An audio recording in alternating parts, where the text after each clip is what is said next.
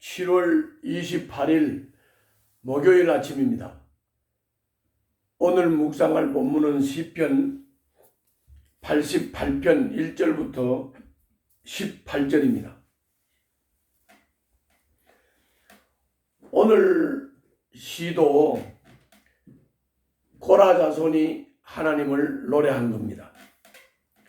줄거리를 말씀드리면 죽음의 문턱에 서 있는 시인이 남은 마지막 소망은 구원의 하나님이었습니다.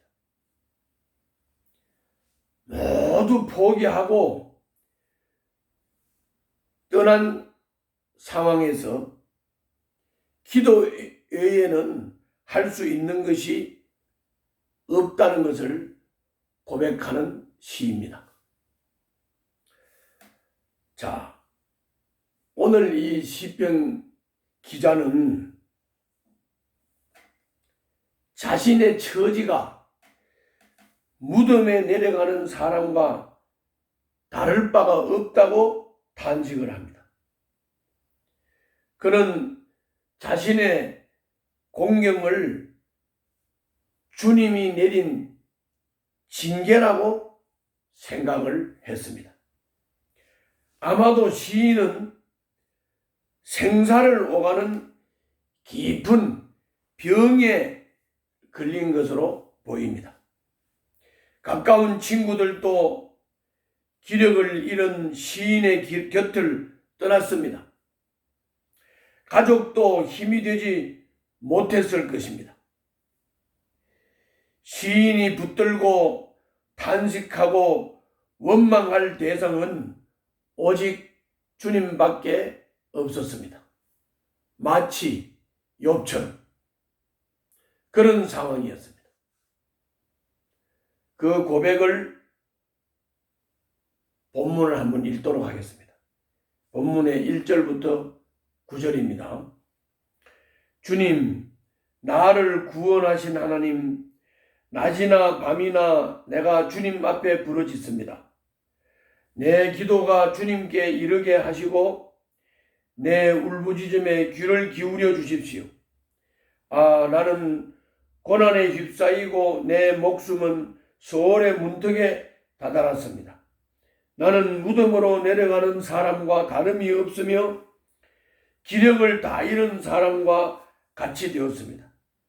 이 몸은 또한 죽은 자들 가운데 버림을 받아서 무덤에 누워있는 살해된 자와 같습니다.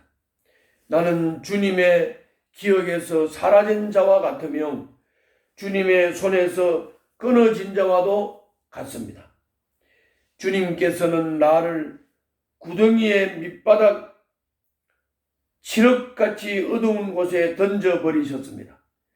주님은 주님의 진노로 나를 짓눌렀으며 주님의 파도로 나를 압도하셨습니다. 셀라.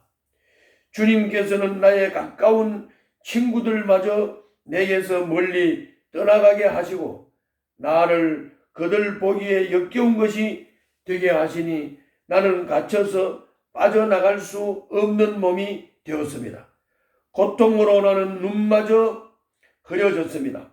주님, 내가 온종일 주님께 부르짖으며 주님을 바라보면서 두 손을 들고 기도하였습니다.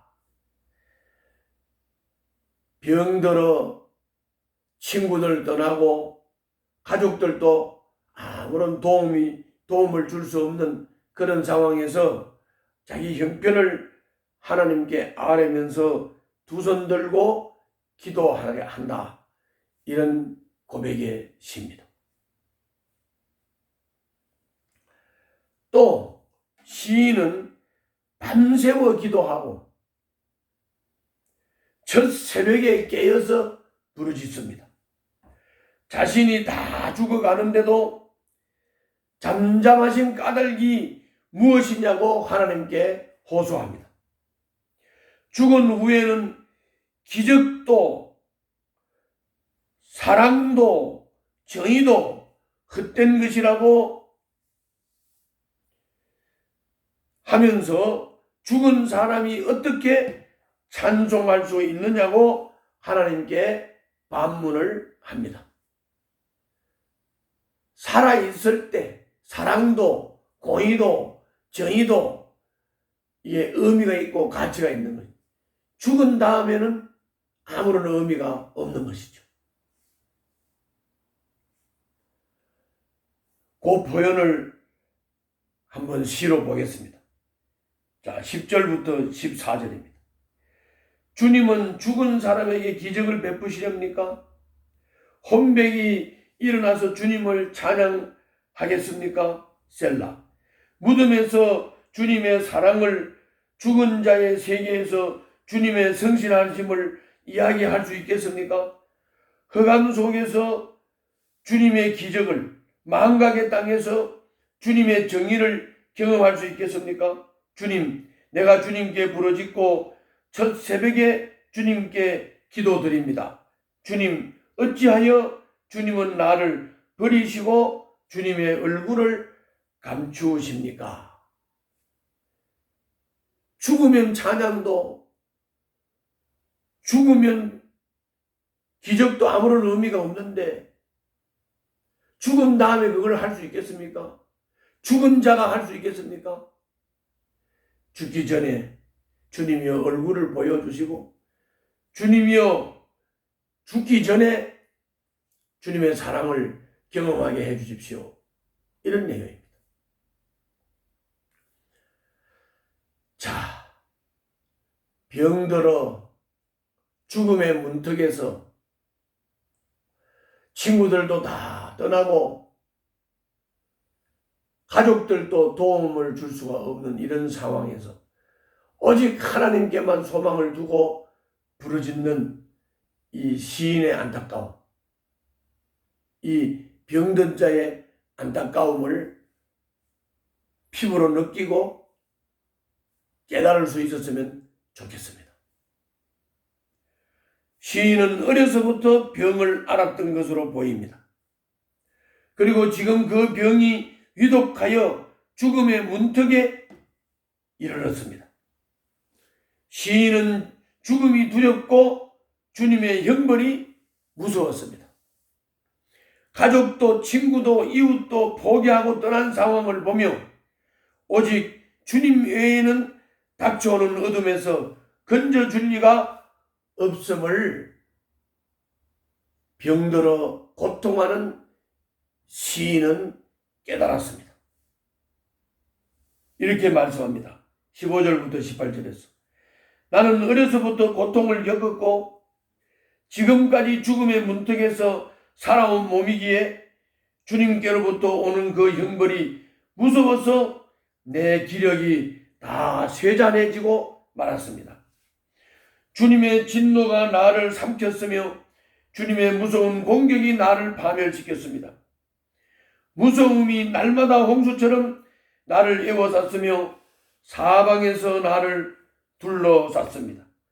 주님께서 내 사랑하는 사람들과 이웃을 내게서 떼어놓으셨으니 오직 어둠만이 나의 친구입니다. 얼마나 안타깝습니까? 자, 오늘 이 본문을 통해서 우리가 받을 수 있는 교훈은 첫째로 누구도 죽음을 피해 갈 수는 없다. 누구에게나 기력을 잃고 홀로 남겨지는 때가 온다. 그러나 세상 친구들이 다 떠나고 죽음의 공포가 찾아올 때에도 우리 곁에는 늘 친구가 되어주시는 분이 계신데 그분이 주님이시다. 오늘 병들어 고통하는 시편 기자가 다 떠나간 홀로 남은 자리에서 하나님께 호소하는 바로 그것입니다. 평생 주님과 동행한 사람에게는 죽음도 지울 수 없는 영원한 삶에 대한 소망이 있습니다. 죽음도 지울 수 없습니다. 그 영원한 주님과 함께하는 주님을 향한 소망, 이거는 죽음도 지울 수가 없습니다. 그러므로 우리는 주님과의 이 생명의 관계, 주님과의 이 인격적 관계를 우리는 끝까지 붙잡고 가야 됩니다. 다 떠나가고 혼자 남을 때 나와 함께 하실 분은 하나님이시기 때문입니다.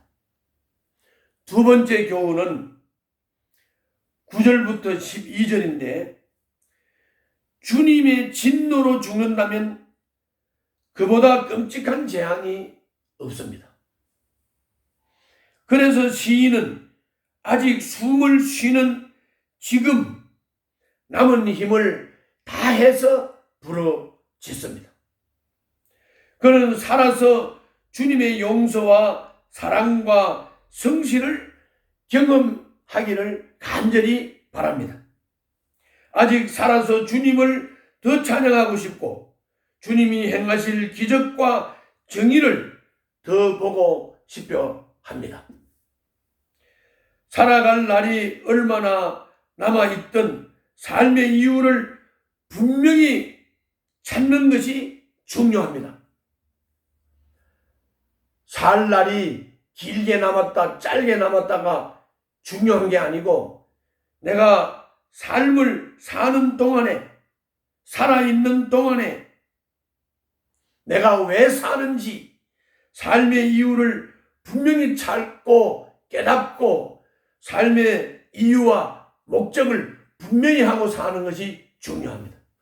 그것은 하나님과의 영원한 관계입니다.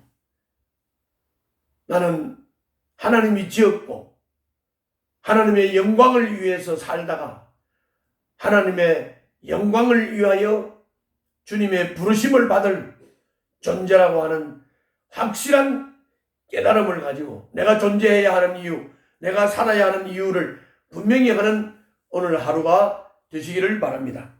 기도하겠습니다. 인생의 고난을 아시는 주님, 고통당하며 탄식하는 사람들의 기도에 응답하여 주시옵소서. 예수님 이름으로 기도하옵나이다. 아멘.